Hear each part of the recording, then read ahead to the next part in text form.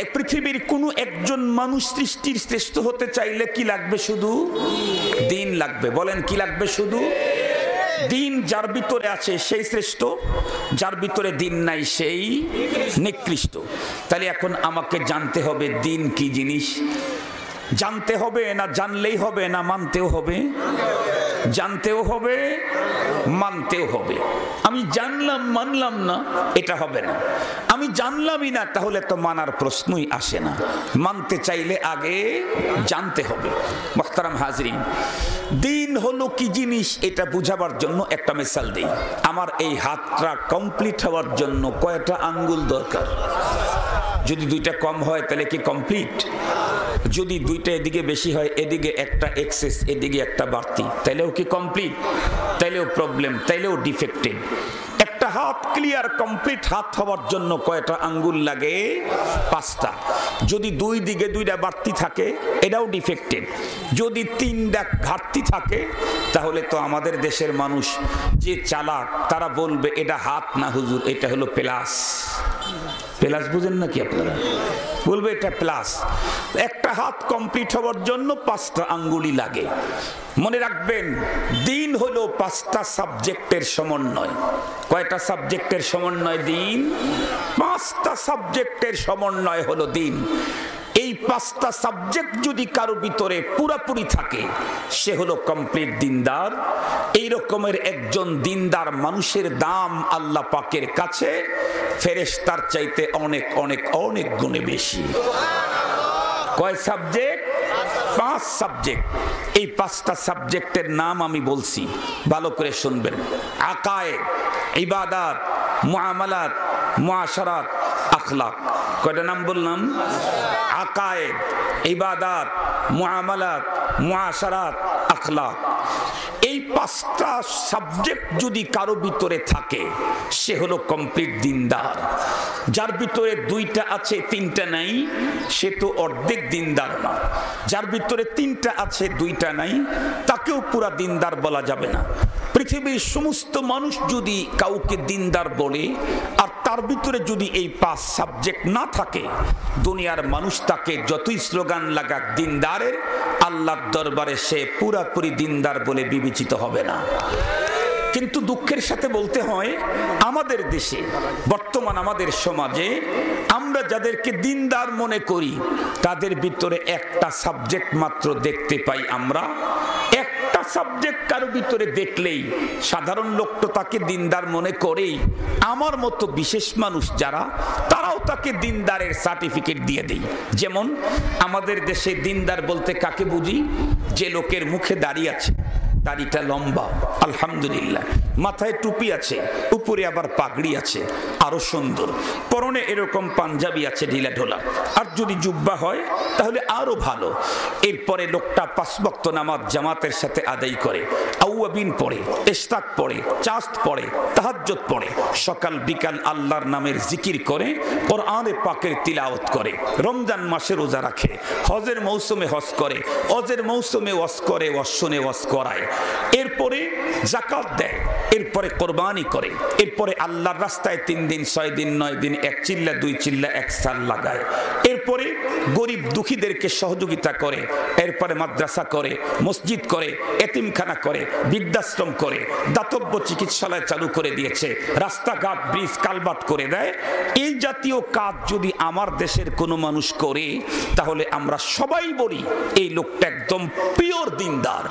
ঠিক বললাম না? ঠিক বললাম? অথচ আমি যেই 5 সাবজেক্টের নাম বলেছি, এই 5টার মধ্যে যতগুলি আমি উল্লেখ করেছি সবগুলি মিলে হয়েছে মাত্র একটা, তার নাম হলো ইবাদত। আরো বাকি আছে 4টা। সবগুলি মিলে হয়েছে কয়টা বলেন? একটা। একটাও 100 ছয় নাই, আরো বাকি আছে। ওই রকমের আরো 4 সাবজেক্ট বাকি আছে দিনের। মাত্র একটা একটা হয়েছে তার নাম ইবাদত। নামাজ ইবাদত, রোজা ইবাদত, কোরআন তেলাওয়াত ইবাদত, বৃদ্ধাশ্রম তৈরি করে দেওয়া ইবাদত, জনহিত কাজ করা ইবাদত, নামাজ পড়া রোজা রাখা ইবাদত, হজ করা ইবাদত, ওয়াজ করা ইবাদত, কোরআন তেলাওয়াত ইবাদত, তাহাজ্জুদ ইবাদত, আওয়াবিন চাষ ইশরাক তাহাজ্জুদ সব হলো ইবাদত, জিকির আজকার ইবাদত। সবগুলি মিলে মাত্র একটা হয়েছে আমি দিনদার হতে চাইলে আরো 4 সাবজেক্ট বাকি আছে। এর ভিতরে সবচাইতে সিরিয়াস গুরুত্ব কথা হলো এই 4-5টার ভিতরে একটার পজিশন তো বড় সিরিয়াস। বিষয়টা আপনাদেরকে বুঝাবার জন্য বলি, আমি একজন পূর্ণাঙ্গ মানুষ হওয়ার জন্য আমার বডিতে অনেক অঙ্গ দরকার। যেমন আমার 2টা হাত দরকার, আমার 2টা পা দরকার, আমার 2টা চোখ দরকার, আমার 2টা কান দরকার, আমার নাক দরকার, আমার মুখ দরকার, এত কিছু দরকার, আমার মাথাও দরকার, আমার হাতও দরকার। কথা বলেন না কেন? কথা বলেন না কেন? এগুলি ছাড়া কি মানুষ হয়? কিন্তু বলুন, আমার হাত আমার জন্য দরকার, কিন্তু হাত ছাড়াও মানুষ বাঁচতে পারে। পা আমার জন্য দরকার, কিন্তু পা ছাড়াও মানুষ বাঁচতে পারে, কষ্ট হয়, বাঁচতে পারে। কান আমার দরকার, কান যদি না থাকে এছাড়াও মানুষ বাঁচতে পারে। চোখ আমার দরকার, কিন্তু চোখ ছাড়াও মানুষ বাঁচতে পারে। মানুষ হতে চাইলে চোখ লাগে, কান লাগে, মুখ লাগে, হাত লাগে, পা লাগে, কিন্তু এগুলি ছাড়াও মানুষ বাঁচতে পারে। পক্ষান্তরে হার্ট এমন একটা অঙ্গ যেটা ছাড়া কোনো মানুষ বাঁচতেই পারে না।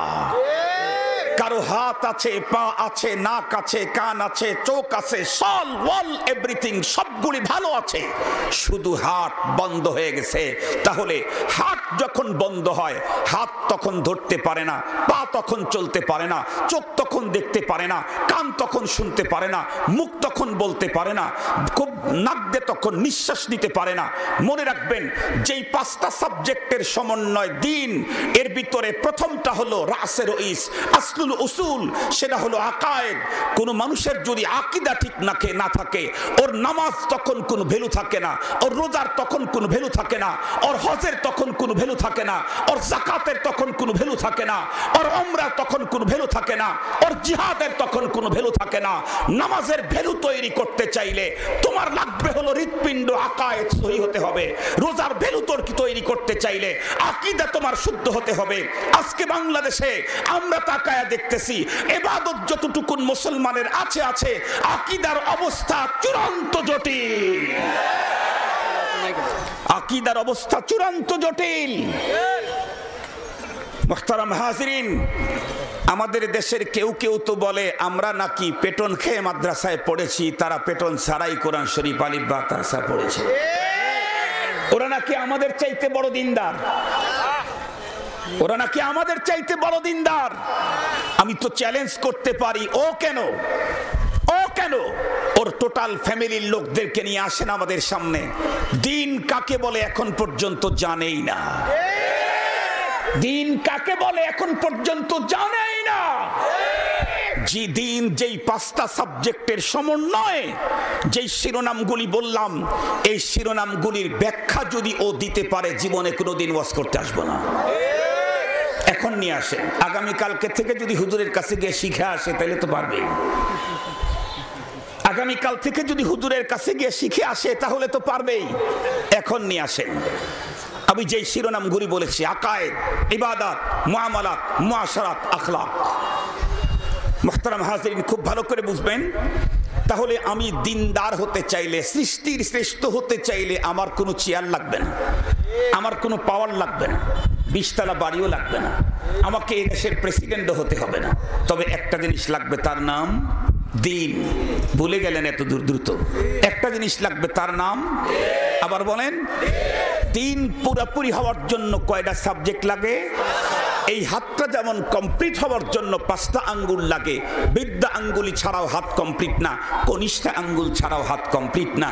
দিন পুরোপুরি দিনদার হতে চাইলে আকীদাও ঠিক থাকতে হবে, ইবাদতও করতে হবে, মুআমালাও ঠিক রাখতে হবে, মুআশারাত ঠিক রাখতে হবে, আখলাকটাকে সুন্দর করে সাজাতে হবে, তাহলে কমপ্লিট দিনদার হওয়া যাবে। এখন আমি জিজ্ঞাসা করতে চাই, যেই 5টা সাবজেক্টের সমন্বয় দিন, এই সাবজেক্টগুলি আমার দেশের কোন জায়গাতে আছে? জাহাঙ্গীরনগর বিশ্ববিদ্যালয়ে গেলে পাওয়া যাবে, ঢাকা বিশ্ববিদ্যালয়ে গেলে পাওয়া যাবে, বুয়েটার চুয়েটে গেলে পাওয়া যাবে, আপনাদের ময়মনসিংহের এগ্রিকালচার ইউনিভার্সিটিতে গেলে পাওয়া যাবে। আর একটু জোরে বলেন। মেডিকেল কলেজে গেলে পাওয়া যাবে, এডওয়ার্ডে গেলে পাওয়া যাবে। এই 5টা পাওয়া যাবে কোথায়? আর একটু জোরে বলেন কোথায়? চিল্লা বলেন কোথায়? আমরা চ্যালেঞ্জ করলাম, পারলে আমাদের চ্যালেঞ্জের মোকাবেলা করতে আসো। যেই 5টা সাবজেক্টের সমন্বয় দিন, সেই 5টা সাবজেক্ট পুরাপুরি পাওয়া যায় নাম্বার 1 মাদ্রাসায়, নাম্বার 2 মাদ্রাসার উলামায়ে কেরামের দ্বারায় যেই খানকা চলে সেই খানকা। তৃতীয় কোনো জায়গায় দেখাইতে পারবেন না, তৃতীয় কোনো জায়গায় দেখাইতে পারবেন না।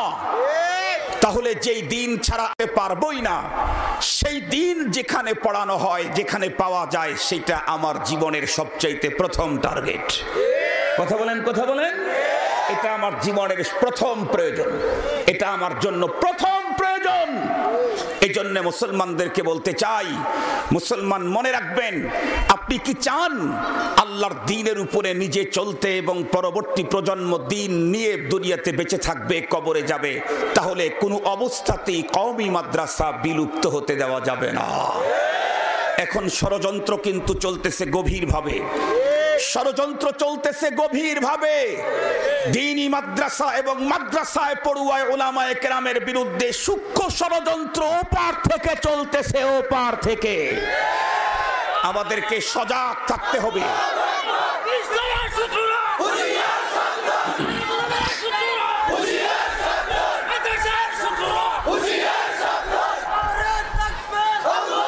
সম্মানিত হাজিরিন, আমাদেরকে সজাগ থাকতে হবে। স্পষ্ট ভাষায় বলছি, একটা দেশ রক্ষার জন্য যেমন সেনাবাহিনী আর বিজিবি দরকার, কোন দেশে আল্লাহর দ্বীন রক্ষার জন্য মাদ্রাসা আর আলেম ওলামা তেমনই দরকার। আপনারা জানেন আমাদের বাংলাদেশ, এই দেশের 1 ইঞ্চি মাটি কেউ যদি দখল করার জন্য রঙিন কোন স্বপ্ন দেখে অগ্রসর হয়, 1 ইঞ্চি মাটি রক্ষার জন্য সর্বপ্রথম জীবন দেবে আমাদের জওয়ান বিডিআর, বিজিবি, অতন্দ্র প্রহরী সেনার কি বলে সীমান্ত এরিয়ার অতন্দ্র প্রহরী বিজিবি। বিজিবি যদি তাদের লড়াইয়ে যদি জিততে পারে, তাহলে তারা 1 ইঞ্চি মাটির জন্য লড়বে। প্রয়োজন হলে আর্মি সেখানে যাবে। এরপরেও যদি না সম্ভব না হয়, তখন এদেশের প্রতিটি জনগণ মাতৃভূমির 1 ইঞ্চি মাটি হেফাজতের জন্য আমরাও লড়ব। তবুও আমার দেশের 1 ইঞ্চি মাটি কাউকে দখল করতে, দেশ হেফাজতের জন্য সর্বপ্রথম যেমন জীবন দেবে বিজিবি আর আর্মি, আমার দেশে যদি আল্লাহর দ্বীনের 1 ইঞ্চি পরিমাণ কেউ ক্ষতি করতে চায়, দ্বীনের ওইটুকুন রক্ষার জন্য সর্বপ্রথম জীবন দেবে উলামা আর তোলাবা।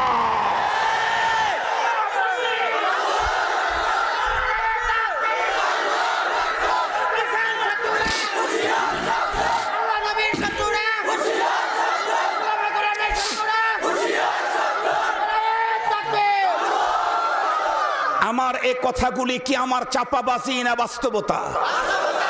নিকট অতীতে আমরা দেখেছি, নিকট অতীতে আমরা দেখেছি ব্লগাররা যখন ধর্ম ইসলাম আর পয়গম্বরের বিরুদ্ধে যখন কথা বলা শুরু করলো, সর্বপ্রথম শাহাদতের পেয়ালা পান করলো সাপ্লাই গিয়ে উলামায়ে কেরাম। ম্যাক্রন যখন ফ্রান্সে আমার পয়গম্বরের ব্যঙ্গচিত্র প্রকাশ করলো, এদেশে রসুল প্রেমিক, রসুলের আশিক কত গ্রুপ আছে, কেউ রাজপথে তার প্রতিবাদ প্রথম করে নাই। সর্বপ্রথম ফ্রান্সে ম্যাক্রন কর্তৃক আমার পয়গম্বরের ব্যঙ্গচিত্র প্রকাশিত করার প্রতিবাদে উলামায়ে কেরাম সর্বপ্রথম রাজপথে নেমেছে।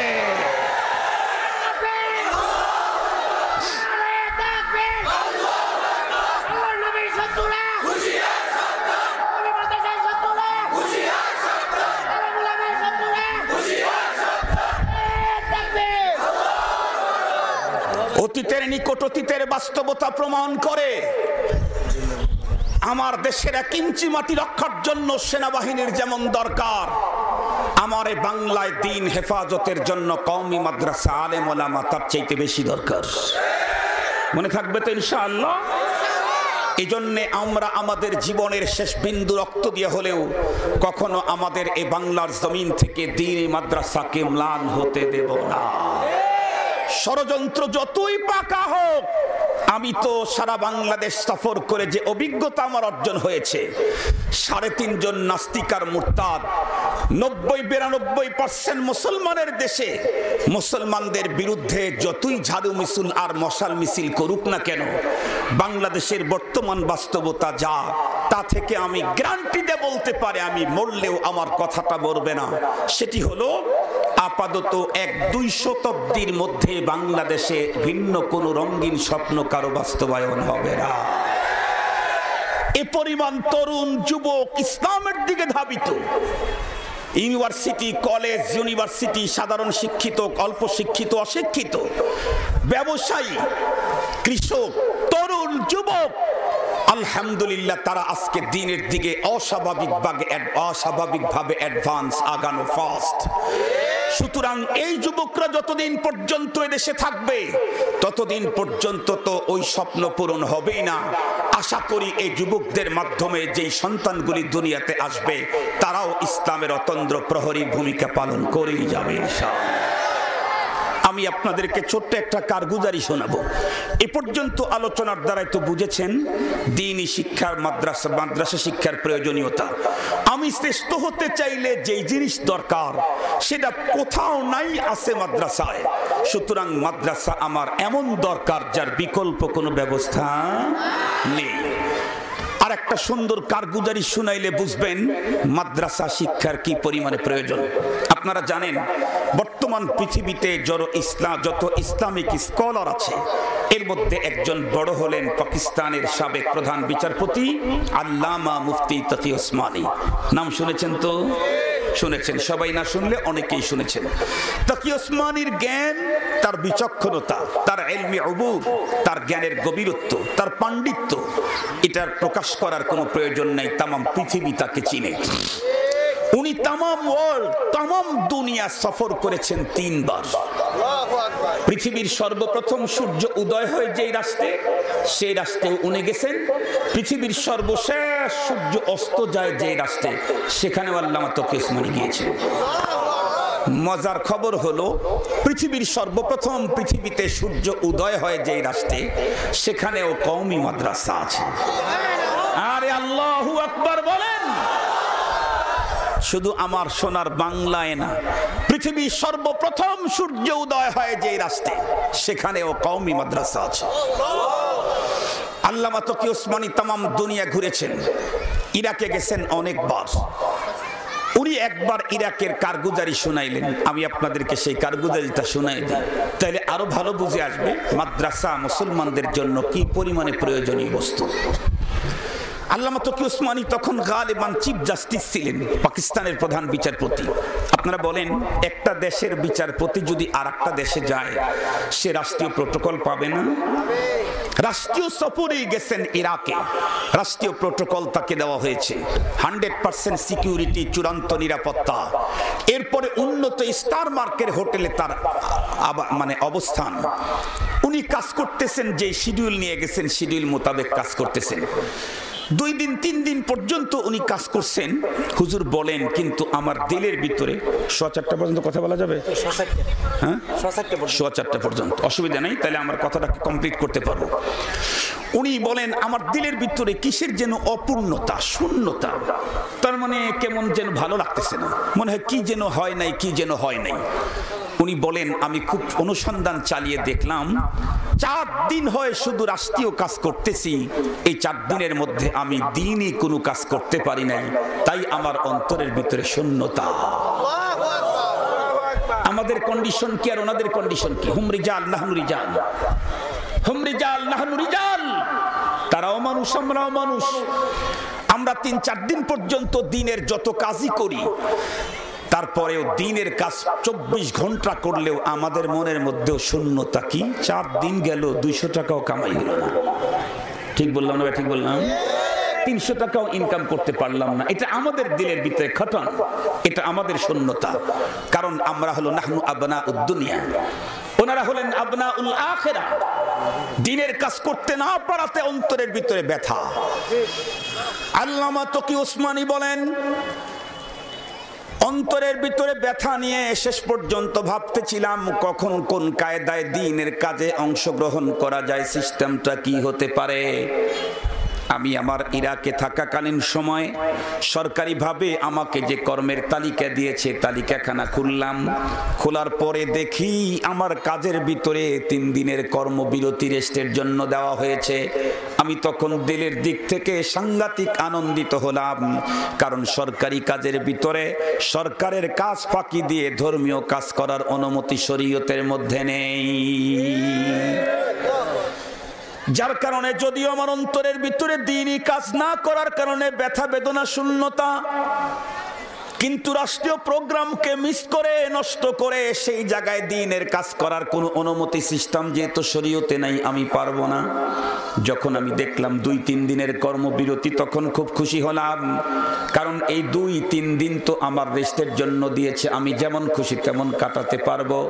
উনি বলেন দিলে দিলে সিদ্ধান্ত নিলাম সর্বপ্রথম দিনের যেই কাজটা করব ছুটির 3 দিনের ভিতরে, তার ভিতরে প্রথম কাজটা হলো আমি এলাকার কোনো একটা মাদ্রাসায় যাব, সেখানে ওলামা আর তোলাবাদের সঙ্গে কিছু টাইম পাস করব। আল্লাহু আকবার বলেন। কেন্দু আর জনসাধারণ ভালো করে কথাগুলি বুঝবেন, ঘটনা শুধু ঘটনাই না, ফাতাবিরু ইয়া উলিল আবসার, ঘটনার বাঁকে বাঁকে ফাঁকে ফাঁকে অনেক মূল্যবান নসিহত আছে, এগুলি আপনাদেরকে এখান থেকে বেছে নিতে হবে। আল্লামা তকি ওসমানী জগতের মধ্যে বড় আলেম, অথচ উনি দ্বীনের কাজ কোনটা করবেন তার ফার্স্ট চয়েস হলো আমি প্রথমেই কোনো মাদ্রাসায় যাব, ওলামা আর তোলাবাদের সাথে মিলিত হব। বিশ্বের বড় আলেম হবার পরেও মাদ্রাসায় তালিবুল ইলম আর উস্তাদদের সাথে সঙ্গ দিতে চায়, এত দামি। আমি আর আপনার কন্ডিশন কি? বাড়ির পাশে দৌড় গড়ে নাকের ডোগায় দ্বীনি মাদ্রাসা দাঁড়িয়ে আছে, সপ্তাহে কতদিন কয় ঘন্টা দিনে আপনি এখানে সঙ্গ দেন? মাসে কয়দিন সঙ্গ দেন ওলামা তোলাবাদের কাছে? আল্লামা তকি ওসমানী বলেন ছুটির দিনে আগে আগেই আমি হোটেল থেকে বের হলাম, রাস্তার ভিতরে ঢুকে সর্বপ্রথম এলাকার কিছু মানুষদেরকে জিজ্ঞাসা করলাম তোমাদের দেশে এলাকার ভিতরে মাদ্রাসা কোথায়? ওরা তখন আমাকে জিজ্ঞাসা করে আইস মাদ্রাসা, আইয়ুশাইইন মাদ্রাসা, মাদ্রাসা কি জিনিস? ওরা যখন আমাকে বলল মাদ্রাসা কি জিনিস, আল্লামা তকি ওসমানী বলেন তখন আমার মাথা হেট হয়ে গেল। কেন? কারণ পৃথিবীর প্রথম মুতামাদ্দিন কওম হলো ইরাক। পৃথিবীর মধ্যে সর্বপ্রথম সভ্যতা এসেছে ইরাকে, পৃথিবীর প্রথম মুতামাদ্দিন কওম হলো ইরাক। যে ইরাকের অতীতের ইতিহাসে ইসলামী সোনালী ইতিহাস রচনা করেছে, যে ইরাক ইসলামী বড় বড় মনীষীদেরকে জন্ম দিয়েছে, সেই ইরাকের মানুষ আজকে মাদ্রাসা কি জিনিস তা জানে না, বুঝে না। আমি একদম হুপলেস হয়ে গেলাম। ওদেরকে তখন বললাম মাদ্রাসা বুঝো না? না বুঝি না। আল্লামা তকি ওসমানী বলেন বললাম যেখানে কোরআন হাদিস পড়ানো হয় সেটাকে মাদ্রাসা বলে। ওরা তখন আমার দিকে চেয়ে মুস্কি হাসিতে উত্তর করলো নাম শেখ ফি দিয়ারিনা কাতির মৌজুদ। হ্যাঁ হ্যাঁ শেখ, আমাদের দেশে তো এগুলি অ্যাভেলেবেল আছে। আল্লামা তকি ওসমানী বললেন আইনা আইনা, কোথায় কোথায় বলো দেখি। ওরা তখন উত্তর করলো ফিল কুল্লিয়া ওয়াল জামিয়া, কলেজ আর ইউনিভার্সিটির ভিতরে কোরআন পড়ানো হয়, হাদিস পড়ানো হয়। আল্লামা তকি ওসমানী বলেন আমি তখন ওদেরকে বললাম মা আরাত্তু দালিকা, আমি এই জাতীয় প্রতিষ্ঠান চাই নাই, বল আরাত্তু আল মাদ্রাসা আল মুখাসসাসা, আমি তো স্পেশালাইজ প্রতিষ্ঠান খুঁজছিলাম, বিশেষায়িত প্রতিষ্ঠান যেখানে শুধুমাত্র কেবলমাত্র কোরআন পড়ানো হয়, হাদিস পড়ানো হয়, তাফসীর পড়ানো হয়, ফিকহ পড়ানো হয়, বালাগাত পড়ানো হয়, ফাসাহাত পড়ানো হয়, নাহু আর সরফ আদব পড়ানো হয়। ওরা তখন উত্তর করলো মা সামিতু বিহাদা, এই জাতীয় প্রতিষ্ঠানের ব্যাপারে আমরা কোনোদিন শুনি নাই, দেখি নাই। আল্লামা তকি ওসমানী বলেন আমি অবাক হয়ে গেলাম, ইরাকের মতো দেশের মানুষ মাদ্রাসা চিনে না, বলে এই জাতীয় প্রতিষ্ঠান কোনোদিন দেখি নাই। আমি যখন একদম হোপলেস হয়ে গেলাম, একদম নিকটে একজন বৃদ্ধ মানুষ দাঁড়িয়ে ছিল, আমার কথোপকথনগুলি শুনতে ছিল, হাঁটি হাঁটি পা পা করে আমার কাছে চলে এলো। আসার পরে ডাক দে বলে, বিদেশি তুমি কি জিজ্ঞাসা করো? আমি বললাম, আঙ্কেল আমি মাদ্রাসা চাইতেছি। লোকটা তখন দীর্ঘ নিঃশ্বাস ছাড়লো, ঠান্ডা নিঃশ্বাস। তখন তার চোখের ভিতরে পানি টলমল টলমল করতেছিল, আর আবেগের সাথে আমাকে ডেকে বলে, ও বিদেশি, তুমি যেই প্রতিষ্ঠানের কথা জিজ্ঞাসা করছো নতুন প্রজন্মদেরকে, ইরাকের বর্তমান প্রজন্ম ওই জাতীয় প্রতিষ্ঠান জীবনে কোনোদিন দেখে নাই। আল্লাহু আকবার, লা হাওলা ওয়ালা কুওয়াতা ইল্লা বিল্লাহ বলেন। ইরাক পৃথিবীর প্রথম মুতামাদ্দিন কওম, তারা মাদ্রাসা চিনে না। এক বৃদ্ধ লোক এসে চোখের পানি টলমল, ঠান্ডা দীর্ঘ নিঃশ্বাস ত্যাগ করে বলে, এই জাতীয় প্রতিষ্ঠান এখন ইরাকে নেই। তবে তুমি যদি এই জাতীয় প্রতিষ্ঠানের কোনো মানুষের সাথে অ্যাড হতে চাও, দেখা করতে চাও, তাহলে একজন মানুষ এখনো আছে, আব্দুল কাদের জিলানী রহমাতুল্লাহ আলাইহির মাজার মসজিদ বাগদাদ, ওই বাগদাদের জামে মসজিদের ইমাম। আল্লাহু আকবার। এখন আল্লামা তকি ওসমানী কি বললেন, এটা কেন্দুয়াবাসী না তামাম দুনিয়ার মুসলমানকে মনে রাখা দরকার। আল্লামা তকি ওসমানী বলেন, আমি দিলে দিলে সিদ্ধান্ত নিলাম ওই একজন বুজুর্গের সাথে দেখা করার জন্য আমি যাব। আল্লাহু আকবার বলেন। জিজ্ঞেস করলেন বৃদ্ধ লোককে, বাবা এখান থেকে ওনার সাথে দেখা করতে যাব কত দূর? লোকটি উত্তর করলো, 6 থেকে 700 কিলোমিটার দূর। কত কিলোমিটার দূর? এ মুসলিম যুবক আর তরুণেরা ভালো করে শুনো, বিশ্বের বড় আলেম, পাকিস্তানের চিফ জাস্টিস, উনি একজন আলেমের সাথে দেখা করার জন্য 700 কিলোমিটার রান করতে রাজি। তুমি কত বড় আলেম? তুমি কোন দেশের চিফ জাস্টিস? তুমি কত বড় আলেম? তুমি কোন দেশের চিফ জাস্টিস?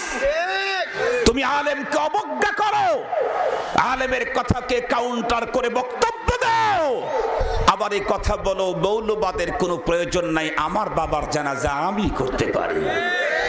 মূর্খটা কয় নাম্বারের? মূর্খটা কয় নাম্বারের? পৃথিবীর বড় আলেম, পাকিস্তানের চিফ জাস্টিস 700 কিলোমিটার দূরে যাবে একজন আলেমের সাথে দেখা করার জন্য। কেন? তুমি বাসার ভিতরে বসে আউয়াবিন, চাষ, ইশরাক, তাহাজ্জুদ আর তাসবিহ আর কোরআন শরীফের তিলাওয়াত 1000 বছর পর্যন্ত করলে যতটুকুন আল্লাহর নৈকট্যতা অর্জন না হবে, 10 মিনিট কোন আল্লাহওয়ালার সহবতে গিয়ে বসে থাকলে তার চাইতে বেশি আল্লাহর নৈকট্যতা অর্জন হবে। এক জামানা সহবতে বা আউলিয়া, বেহতেরাজ সদ সালা তাআত বেরিয়া। আল্লামা তকি ওসমানী বলেন, আমি সিদ্ধান্ত নিলাম 700 কিলোমিটার কেন, 1000 কিলোমিটার দূরে হলেও আমি যাব। উনি এক পর্যায়ে গাড়ি ভাড়া করলেন, পথগুলি চলতেছিলেন, চলতে চলতে চলতে চলতে বাগদাদ পর্যন্ত চলে গেলেন। বাগদাদের জামে মসজিদ পর্যন্ত চলে গেলেন। ওয়াশরুম থেকে ফ্রেশ হয়ে আল্লাহর ঘর মসজিদের ভিতরে ঢুকবেন। মুসলমান বন্ধুরা আমার, বলুন তো দেখি, আল্লাহর ঘর মসজিদের ভিতরে ঢুকতে কোনো নিয়ম আছে না নাই? আমাদের দেশের ওসি, ডিসি, এসপি, এদের কাছে ঢুকতে, এদের রুমে ঢুকতে যদি সিস্টেম থাকে, পদ্ধতি থাকে, নিয়ম থাকে, যাদেরকে আমাদের টাকায় বেতন দেওয়া হয়, তাদের ঘরে ঢুকতে যদি নিয়ম থাকে, সিস্টেম থাকে, পদ্ধতি থাকে, এমপি যে আমার ভোট ছাড়া এমপি হইতে পারে না লিগ্যাল পন্থায়। কথা বলেন না কেন? কথা বলেন না কেন? লিগ্যাল পন্থায় আমাদের ভোট ছাড়া কেউ এমপি হতে পারে না। সেই এমপির রুমে ঢুকতে যদি নিয়ম পদ্ধতি মানতে হয়, তাহলে যে আল্লাহ আমাকে সৃষ্টি করলেন তার ঘরে ঢুকতে নিয়ম নাই? আল্লাহর ঘরে ঢুকতে নিয়ম নাই? সেই নিয়ম জানার মতো জাননেওয়ালা দিনদারি তো এখন আমাদের দেশে নাই। অথচ আমার বাবা জানাজা আমি পড়তে পারবো। মনে আছে না আপনাদের? মুহতারাম হাজিরিন, আল্লামা তকি ওসমানী আল্লাহর ঘরে ঢোকার নিয়ম জানেন তো না জানেন না? বিসমিল্লাহি ওয়াসসালাতু ওয়াসসালামু আলা রাসূলিল্লাহ আল্লাহুম্মা ইফতাহ লি আবওয়াব রাহমাতিক নাওয়াইতুল ইতিকাফ মা দুমতু ফি হাযাল মসজিদ। ডান পাটা ভিতরে ঢুকায়া দোয়া কালাম কমপ্লিট করে হুজুর বলেন আমি মেম্বারের দিকে মেহরাবের দিকে তাকায় দেখি অতিশয় একজন বৃদ্ধ মানুষ মেম্বারের সাথে টেক লাগায়া কি যেন পড়তেছে। আমি আল্লাহর বান্দার কপালের দিকে মুখের দিকে ভালো করে তাকালাম। তাকাবার পরেই বুঝতে পারলাম আমি যাকে খুঁজতে এসেছি ইনি উনি। কেমনে উনি বুঝলেন? মলিরা বলি মিশনা সাদ আল্লাহর বান্দা তকি উসমানী বলেন আমি বৃদ্ধ লোকের কপালের দিকে তাকায়া দেখি তার কপালের ভিতরে ইলমে ওহির নূর জল করে জ্বলতেছে। মুসলমান ভাইরা রে আমার, আল্লামা তকি উসমানী হাঁটি হাঁটি পা করে সেখানে চলে গেলেন। যা দেখলেন হুজুর তখনও টপ টপ টপ টপ করে কি যেন পড়ে। উনি যেহেতু আলেম, উস্তাদের পেটন খেয়ে যেহেতু আলেম হয়েছেন, এই জন্যে ওনার তো পদ্ধতি জানা আছে, কখন সালাম দিতে হয়, কখন সালাম দেওয়ার অনুমতি নাই। আমাদের দেশে যারা ঘরের ভিতরে পেটন খাওয়া ছাড়া যারা পড়েছে তাদেরকে আমরা দেখি ওয়াজ মাহফিলের ভিতরে ওয়াজ চলতেছে, এমন মুহূর্তের ভিতরে কোনো নেতা যখন মাহফিলের ভিতরে ঢোকে তখন গেটের থেকে লম্বা হাত উঁচু করে সালাম দিতে দিতে ঢোকে। তার মানে কখন সালাম দেওয়া জায়েজ নাই এ খবরও মুসলমানের না। সব সময় সালাম দেওয়া সুন্নত না, কখনো সালাম দেওয়া না জায়েজ। আপনি যার কাছে গেলেন সে কোরআন শরীফের তেলাওয়াত করতেছে, আপনি তাকে সালাম দিবেন? জায়েজ নাই। আপনি যার সাথে সাক্ষাতে গেলেন দেখলেন উনি জিকির করতেছে, ওনাকে সালাম দিবেন? অনুমতি নাই, নেকি হবে না, গুনাহ হবে। ধর্মীয় আলোচনা চলতেছে, মানুষ আলোচনা শুনতেছে, আপনি যত বড় নেতাই হন না কেন হাত উঁচু করে সালাম দেওয়ার পারমিশন শরীয়তে নাই। তখন সালাম দিলে গুনাহ গুনাহ গুনাহ গুনাহ। আল্লামা তকি উসমানী দেখলেন জিকির করতেছেন উনি, সালাম দেয়া যাবে কি? উনি সালাম না দিয়ে চুপ করে দাঁড়ায় রইলেন। দীর্ঘক্ষণ পর্যন্ত আল্লাহর কুতুব জিকির করতে করতে তার মনের ভিতরে ঢুকলো কেউ মনে হয় আমার জন্য সাক্ষাতের জন্য, আমার সঙ্গে সাক্ষাতের জন্য এসেছে। উনি জিকিরটা বন্ধ করে এভাবে মুখটা উঁচু করলেন। আল্লামা তকি উসমানী অমনি ওনাকে সালাম দিয়ে দিলেন, আসসালামু আলাইকুম। সঙ্গে সঙ্গে আল্লাহর বান্দা বসা অবস্থাতেই সালামের জবাব দিলেন। এরপরে বসেই আল্লাহর বান্দা জিজ্ঞাসা করলেন, ওগো আল্লাহর বান্দা তুমি কে? আল্লামা তকি উসমানী বললেন, আমার নাম তকি উসমানী, পাকিস্তান থেকে এসেছি। এরপরে যেই কথাটা বললেন এই কথাটা তো শোনা দরকার ছিল আমার দেশের সকল প্রধানদেরকে, রাষ্ট্রপ্রধান, সেনা প্রধান, এমনকি অ্যাসেম্বলির প্রধান, পুলিশ প্রধান, সব ডিপার্টমেন্টের প্রধানদেরকে এই কথাটা শোনা দরকার ছিল। আল্লাহ যেন কোনো একভাবে তাদের পর্যন্ত আমার বক্তব্যটা পৌঁছায়া দেয়। খুব ভালো করে বুঝবেন। এরপরে ওনাকে জিজ্ঞাসা করা হলো, আপনার পরিচয় কি বলুন? আল্লামা তকি উসমানী বলেন, আমি একটু ইসের মধ্যে পড়ে গেলাম, কোন পরিচয় বলবো? আমার তো অনেকগুলি পরিচয়, তার ভিতরে একটা পরিচয় নিয়েই তো আমি ইরাকের ভিতরে ঢুকেছি, সেটা হলো আমি পাকিস্তানের চিফ জাস্টিস, প্রধান বিচারপতি। আমি কি এই পরিচয় এখানে বলবো নাকি? আল্লামা তকি উসমানী বলেন, আমার অন্তর বলল না না, প্রধান বিচারপতির পরিচয় তুমি এখানে ওপেন করো না, কারণ এটা বড় দামি পরিচয় না, এর চাইতে দামি পরিচয় তোমার আছে। তোমার যেহেতু এর চাইতে বড় দামি পরিচয় আছে, সুতরাং কম দামি পরিচয় এখানে ওপেন করবা কেন? আমাদের দেশের বন্ধুরা আমার যারা প্রধান তারা ভাববে প্রধান বিচারপতির চাইতে আরো বড় কোনো পরিচয়, হ্যাঁ হ্যাঁ হ্যাঁ হ্যাঁ, কদরে গুলবুল বুল বাদানাদ ইয়া বাদানাদ জওহারি। সব মানুষ সব জিনিসের মূল্য বুঝে না। মুসলমান, এর চাইতে বড় পরিচয় তকি উসমানীর কি? উনি বলেন, এর চাইতে বড় পরিচয় হলো আমি কোরআন আর হাদিসের শিক্ষক আর উস্তাদ, আনা মুআল্লিম। আমার রাসূল বলেছেন, খায়রুকুম মান তাআল্লামাল কুরআন ওয়া আল্লামা। আল্লাহু আকবার বলেন। এজন্য তোমরা যারা মনে করো যে কওমি হুজুররা বুঝি আমাদের চেয়ার দখল করার জন্য স্বপ্ন দেখতেছে, মিয়া তোমার ওই নরমাল 4 পাওয়ালা চেয়ার দিয়ে আমি কি করব? তোমাদের সবচাইতে দামি চেয়ার যেটা গণভবন আর বঙ্গভবনে থাকে, ওই চেয়ারও তো রাজধানীতে 3 লাখ লোকের মিছিল দেখলে ঘরের ভিতরে নিরাপত্তার ভিতরেও চেয়ার কাঁপতে থাকে। ওই কচুর চেয়ার দিয়ে আমি কি করব? চাইতে বড় চেয়ার আমি প্রতিদিন শেষ রাত্রে তাহাজ্জুদের মুহূর্তে জায়নামাজে বসে পাই। ওই চেয়ারে বসে সেজদা দিলে এই বাংলাদেশ না আরো অনেক দেশের মূলটাও কাঁপতে থাকে। তোমার ওটাতে আমি কচু কি করব? আল্লাহ পাক আমাকে যে চেয়ার দান করছেন, যে যোগ্যতা দান করছেন, যে পরিচয় দিয়েছেন, খায়রুকুম মান তাআল্লামাল কুরআন ওয়া আল্লামা। আলহামদুলিল্লাহ, আলহামদুলিল্লাহ, আল্লাহুম্মা লাকাল হামদ, আল্লাহুম্মা লাকাশ শুকর। এটা আমার ক্রেডিট, আমার বড়ত্ব, এটা আমার অহংকার। এটা কিন্তু এটার উপরে এটা আমার অহংকার, এটা আমার গর্ব যে আল্লাহ পাক আমাকে কোরআনে পাকের মুআল্লিম করেছেন। আলহামদুলিল্লাহ বলেন। তবে এটা আমি নিজের যোগ্যতায় পাই নাই, আল্লাহর দয়ার দানে পেয়েছি। নিজের যোগ্যতায় পাই নাই, আল্লাহর দয়ার দানে।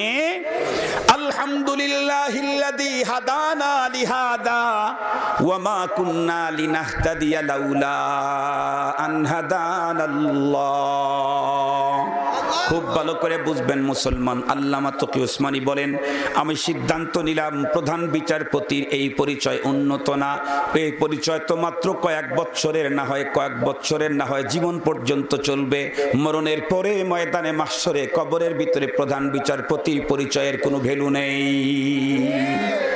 এই জন্য আমি তখন বললাম আনা মুআল্লিম। আমি যখন বললাম আমি মুআল্লিম, লোকটি তখন বিচলিত হয়ে গেল, চমকে উঠে জিজ্ঞাসা করে আনতা মুআল্লিম, তুমি মুআল্লিম? বলে হ্যাঁ। জিজ্ঞাসা করে কোথায় তুমি তালিম দাও, কোথাও পড়াও? আল্লামা তকি উসমানী বলেন, তখন আমার সকাল বেলার কথাগুলি মনে পড়ে গেল। আমি তো সব জেনে শুনেই এসেছি, একমাত্র একজন আল্লাহর বান্দা এখন এই দেশের মধ্যে আছেন যিনি দ্বীনি মাদ্রাসায় শিক্ষায় শিক্ষিত, আর একজন সানি কেউ নাই। এই জন্য ওনাকে বললাম, উস্তাদজি আমি তো পড়াই হলো মাদ্রাসায়।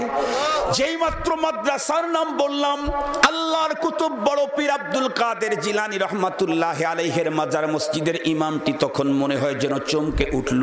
তখন জিজ্ঞাসা করে, মাদ্রাসা বলতে তুমি কি বুঝাও? আমি তখন সুন্দর করে ওয়াজাহাত করার জন্য বললাম, মাদ্রাসা বলতে ওই প্রতিষ্ঠান বুঝাই যেখানে শরহে বেকায়া পড়ানো হয়, যেখানে কুদুরি পড়ানো হয়, হেদায়া পড়ানো হয়, কানজুদ্দা কায়েক পড়ানো হয়, নুরুল ইজা পড়ানো হয়, যেখানে বাইজাবি মুসলিম আবু দাউদ শরীফ পড়ানো হয়, যেখানে জালালাইন শরীফ পড়ানো হয়।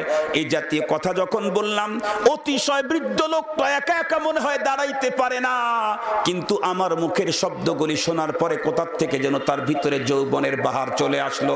লোকটা তখন নারায়ে তাকবীরের আওয়াজ বলন্দ করে বিদ্যুৎ বেগে দাঁড়িয়ে গেল। লোকটা বিদ্যুৎ বেগে দাঁড়িয়ে আমাকে বুকের ভিতরে জড়া ধরে কান্না বিজড়িত কণ্ঠে ডাক দে বলে, তাকি উসমানী, আজও কি আল্লাহর জমিনের ভিতরে এই জাতীয় প্রতিষ্ঠান আছে রে? আজও কি আল্লাহর জমিনে এই জাতীয় প্রতিষ্ঠান আছে? আল্লামা তকি উসমানী বলেন, আমি আল্লাহর কুতুবকে অন্তরের ভিতরে শান্তি পৌঁছাবার জন্য, আত্মস্থ করার জন্য তাকে ডেকে বললাম, হ্যাঁ হ্যাঁ আল্লাহর কুতুব, আজও আল্লাহর জমিনে এই জাতীয় প্রতিষ্ঠান একটা দুইটা হাজারটা না, লাখ লাখ প্রতিষ্ঠান আজও আল্লাহর জমিনের ভিতরে জাতীয় প্রতিষ্ঠান আছে। আমার পাকিস্তানে লাখ লাখ আছে, বাংলাদেশেও আছে, এমনকি হিন্দুস্তানেও আছে, তাম দুনিয়ার ভিতরে আজও এই জাতীয় প্রতিষ্ঠান আছে।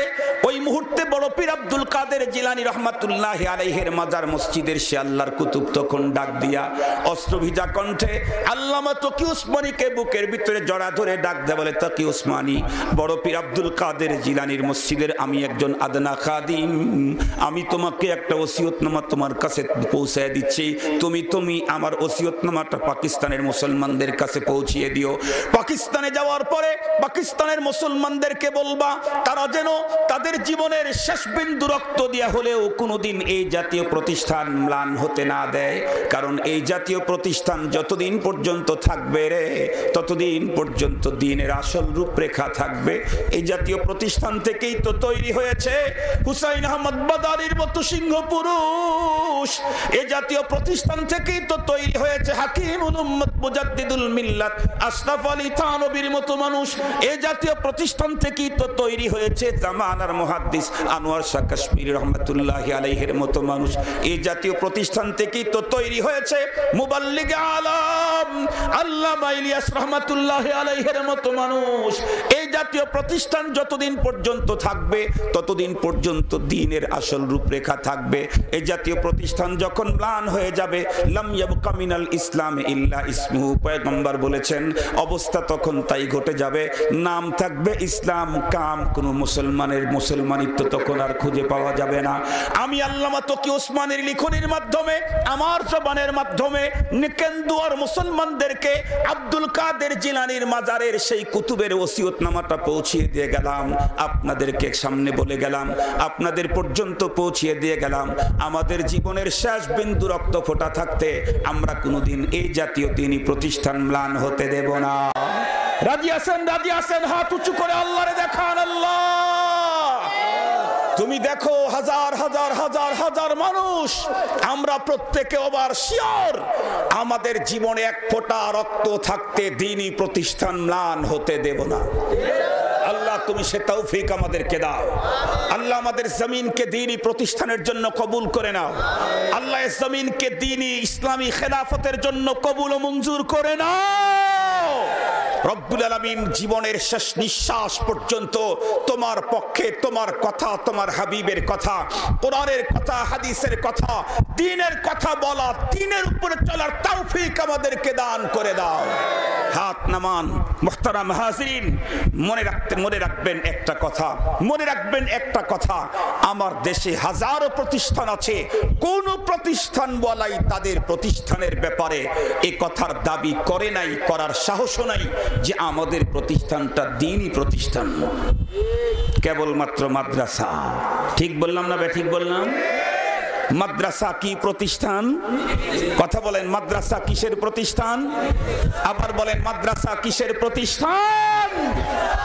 মাদ্রাসা হলো দ্বীনের প্রতিষ্ঠান। যেই দ্বীনহীন মানুষের কোনো দাম আল্লাহর কাছে নাই, যেই দ্বীনের মাধ্যমে আমি শ্রেষ্ঠ হতে পারবো, অন্যথায় কুকুর শুকুরের চাইতে আমি নিকৃষ্ট হয়ে যাব। আল্লাহ পাকের কোরআনে আল্লাহ পাক বলেছেন, সেই দ্বীন যেখানে আছে সেটাই আমার প্রতিষ্ঠান, সেটাই আমার স্বপ্ন, সেটাই আমার ধান্দা, সেটাই আমার জীবনের সবচাইতে গুরুত্বপূর্ণ জিনিস। ঠিক বললাম না? ঠিক বললাম? আল্লাহ পাক আমাদের অন্তরে এই কথাগুলি আল্লাহ পাক ভিতর পর্যন্ত ঢুকিয়ে অন্তস্থ করার তৌফিক দান করুক, জীবনে আমল করার তৌফিক দান করুক। বলেছিলাম যে মাদ্রাসা শিক্ষার প্রয়োজনীয়তা খাস করে যদি বলি অন্তরের গভীরে যাবে না, যখন ব্যাগের থেকে আসব তখন অনেক দূর পর্যন্ত যাবে। এখন বোঝা সহজ হয় নাই। মাদ্রাসার শিক্ষা কত প্রয়োজনীয় জিনিস, মাদ্রাসা কত প্রয়োজনীয় জিনিস। আমি শ্রেষ্ঠত্ব নিতে চাইলে দ্বীন ছাড়া সম্ভব না, আর দ্বীন মাদ্রাসা ছাড়া সম্ভব না। আল্লাহ পাক আমাদের সকলকে আলোচিত কথা বুঝা, হৃদয়ঙ্গম করা, আমল করার তৌফিক দান করুক। সবার কাছে দোয়া চাই, সবার জন্য দোয়া থাকবে। ওয়া আখিরু দাওয়ানা আনিল হামদুলিল্লাহি রাব্বিল আলামিন। আসসালামু আলাইকুম ওয়া রাহমাতুল্লাহি।